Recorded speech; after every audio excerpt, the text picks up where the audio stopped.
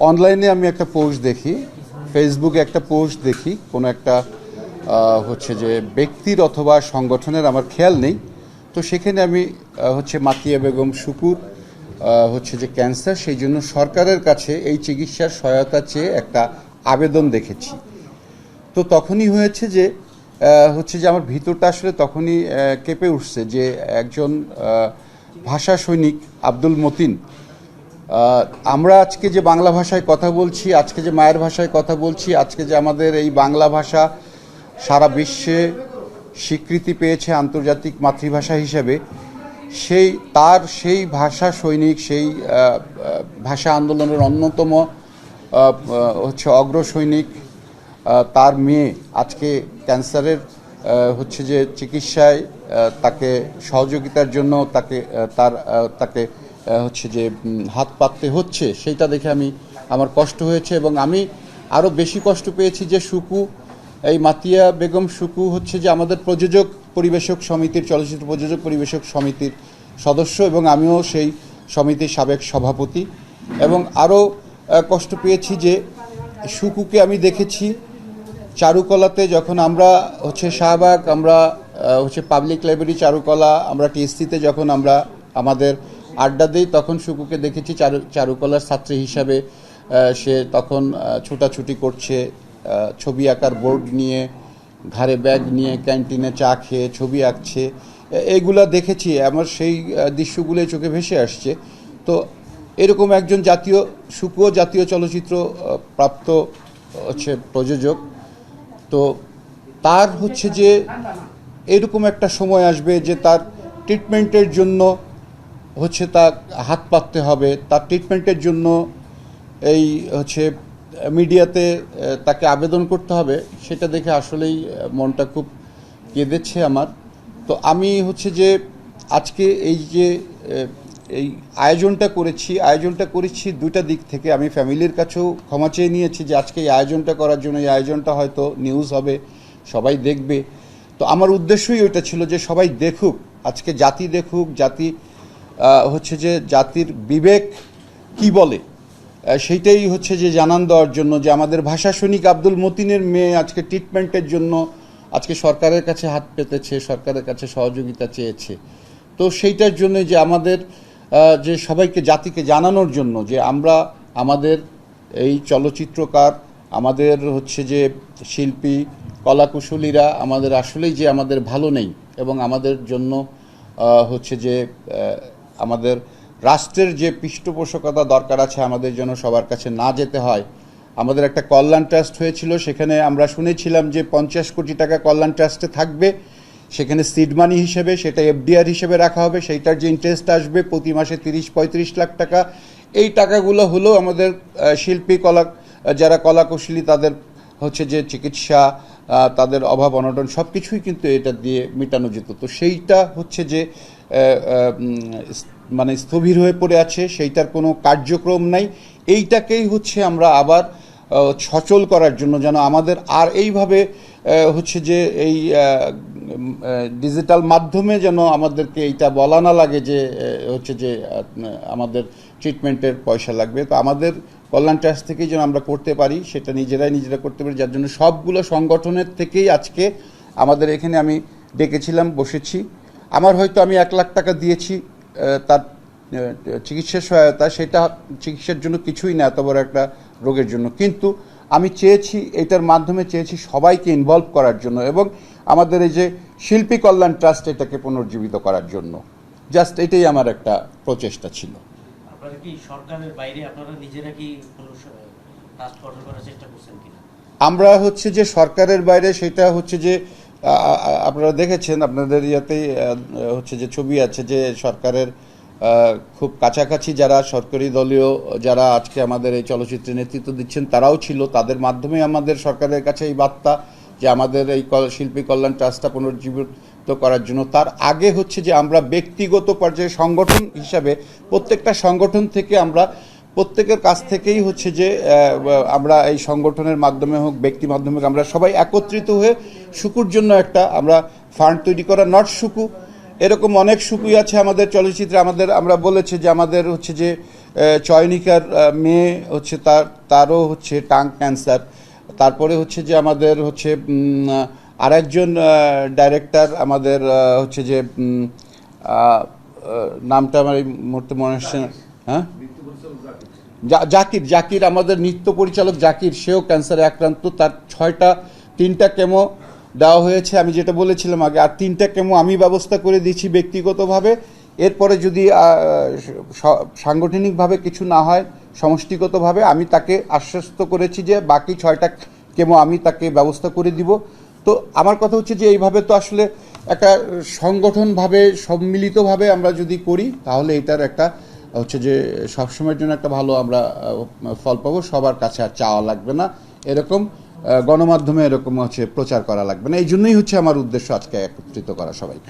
যেমন শুক্র আপার কথা আমি কিন্তু আসলে আর আগে জানিনি, কারণ হলো কি আমি তো এফডিসি শিল্পী মনে করি আর কি, যে এফডিসির ঘরানা আমি। হ্যাঁ, টেলিভিশনে যারা আছে অনেকেই চিনি, এখনকার প্রজন্ম যারা আছে এতটা চিনি না।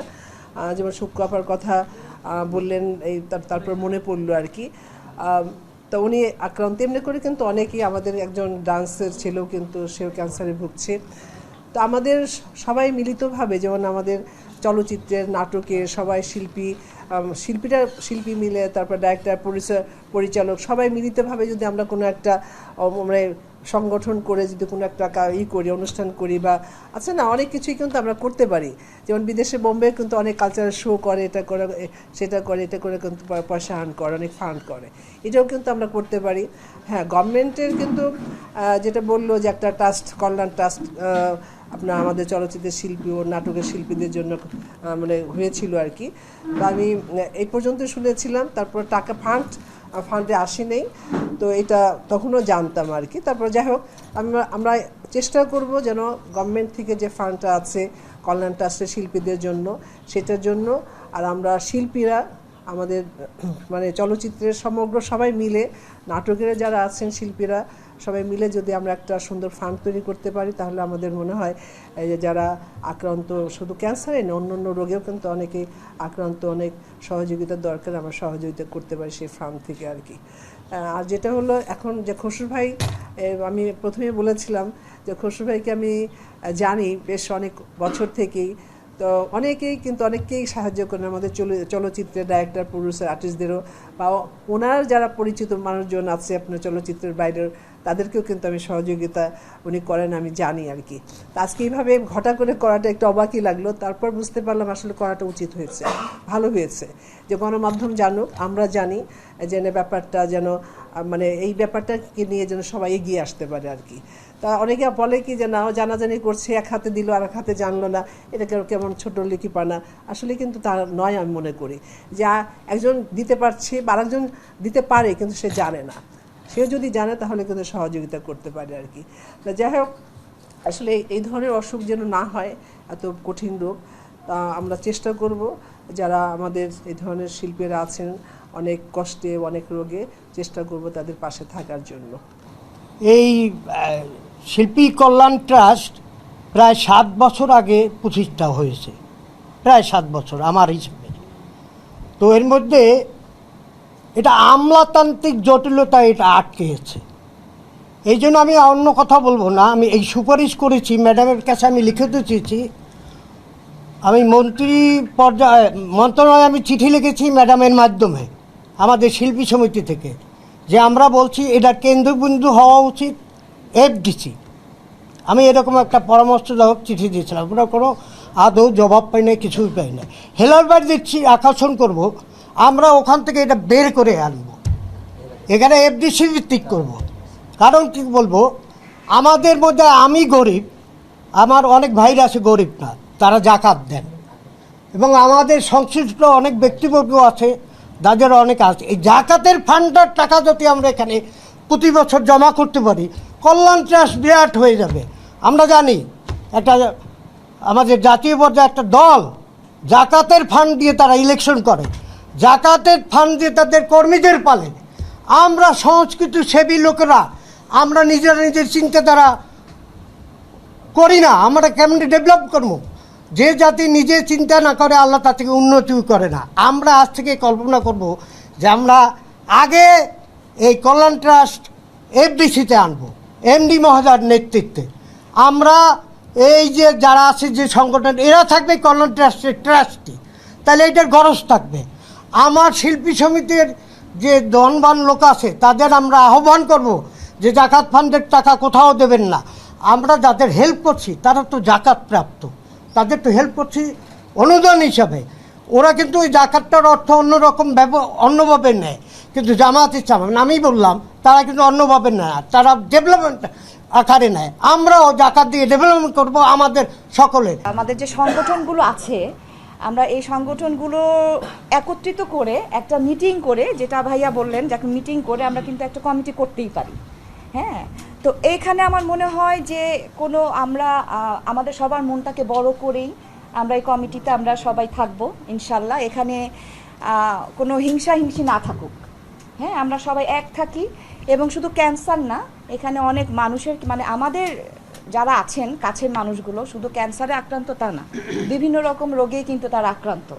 হ্যাঁ, হার্টের রোগ আছে, তারপরে ব্রেন স্ট্রোক যে হয় সেটা আছে, এবং আরও অনেক ধরনেরই রোগ আছে।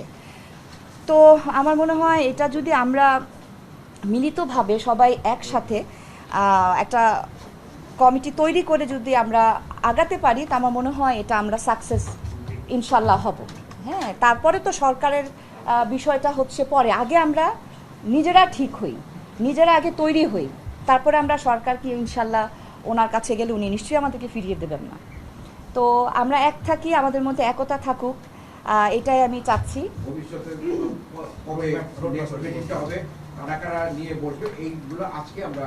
ঠিক করে নেওয়াটা ঠিক হবে। ঠিক আছে, ঠিক আছে। এখানে অনেক বিশিষ্ট ব্যক্তিবর্গরা আছে যারা অত্যন্ত মিনিংফুল কথা বলেছে, এত সুন্দর সুন্দর বক্তব্য। তার পরিপ্রেক্ষিতে আমার আর নিজস্ব কিছু বলার নাই, সবই আমার মনের কথা। তো মানুষ মানুষের জন্য, জীবন জীবনের জন্য, আমরা প্রত্যেকটা মানুষ জানি মানুষের দুঃসময় তাদের পাশে থাকতে পারি। বাম হাত দিয়ে দান করলে ডান হাত যেন না জানে, আমারও সেটা মানে বলি না আমি, কারণ আমি সেটা মানি। কারণ হচ্ছে যে সবার আসলে সময় সব সময় সব রকম থাকে না। আর হচ্ছে যে কারো বিপদ, কারো অসুখ বিসুখ, বিপদ আপদ এটা বলে আসে না। অনেক সময় অনেকে অপ্রস্তুত হয়ে যায়, অনেক সময় অনেকে লজ্জায়, অনেকে হচ্ছে যে বলে না। কিন্তু বিষয়গুলো হচ্ছে যে আজকে আমি এইটা কেন মানে একটা আয়োজন করলাম, আমি জীবনে এখানে আমি 30-35 বছর ধরে চলচ্চিত্রে কোনোদিন আমি এরকম আলোচনা করি নাই, সবার সামনে সবাইকে নিয়ে বসি না। কিন্তু আজকের উদ্দেশ্যই ওইটা, আমি প্রথমে বলেছি যে আমার এটা একটা দুর্বলতা। আমি এখনও শুকুকে দেখছি যে সে আমি ওই ফেসবুকে ওইটা পোস্টটা দেখার পরে আমার হৃদয়টা কেঁপে উঠছে। আমার এত খারাপ লাগছে তখন যে আমি শুকুকে দেখছি যে তরতাজা একটা শুকু দৌড়ে বেড়াচ্ছে আর্ট ইনস্টিটিউট, আর্ট কলেজে, এই ছবির হাটে বসছে, চা খাচ্ছে, গল্প ক্যান্টিনে আসতে দল বেঁধে আর্ট ইনস্টিটিউটের ছেলেরা সবাই, এগুলো আমি দেখেছি, আমার কাছে এখনও ভাসছে, তখন থেকেই ভাসছে। সেটা একটা ব্যাপার। আমার আবার হচ্ছে ভাষা মতিন, আমাদের আব্দুল মতিন ভাষা সৈনিক, আমাদের আজকে আমরা যে মায়ের ভাষায় কথা বলছি বা আমাদের যে আন্তর্জাতিক মাতৃভাষা, সেটাও ওনাদেরই। উনি সেখানে একদম মাঠের একজন রাজপথের লড়াকু সৈনিক, মায়ের ভাষা প্রতিষ্ঠা করছেন, যুদ্ধ করে পাকিস্তানিদের সাথে যুদ্ধ করে আমাদের মায়ের ভাষা প্রতিষ্ঠা করছে। আর সর্বোপরি হচ্ছে যে আমি হচ্ছে যে জাতীয় চলচ্চিত্র প্রকল্প, আর সবশেষ হচ্ছে যে আমাদের চলচ্চিত্র প্রযোজক পরিবেশক সমিতির একজন সদস্য। এই সদস্যদের পাশে আমাদেরকে দাঁড়াইতেই হবে, আমাদের চলচ্চিত্র পরিবারকে দাঁড়াইতে হবে, সবাইকে দাঁড়াইতে হবে। আর হচ্ছে যে একটু নিয়ে আসছি যে এই যে আজকে ছোটোখাটো একটা হচ্ছে যে সহযোগিতা, সেইটা কিন্তু ঠিক আছে, কিন্তু যখন আমি দেখেছি ক্যান্সার, আসলে এইটা আসলেই ছোটোখাটোর মধ্যে থাকবে না, এটা অনেক বড় একটা বিষয়, এইটার খরচ অনেক। তো এই জন্যই আমি মানে একটু হচ্ছে সবার সামনে এই বিষয়টা এনেছি, যেন সবাই যেন এইটাতে এই শুকুর জন্য ঝাঁপায় পড়ে, শুকুর জন্য করে। এবং আমি সর্বশেষ হচ্ছে যে আমি আতিকের কাছে এবং শুকুর কাছে আমি ক্ষমা চেয়ে নিচ্ছি যে আমি হচ্ছে যে এরকম সবার সামনে আনছি, তারা যেন মনে কিছু না নেয়।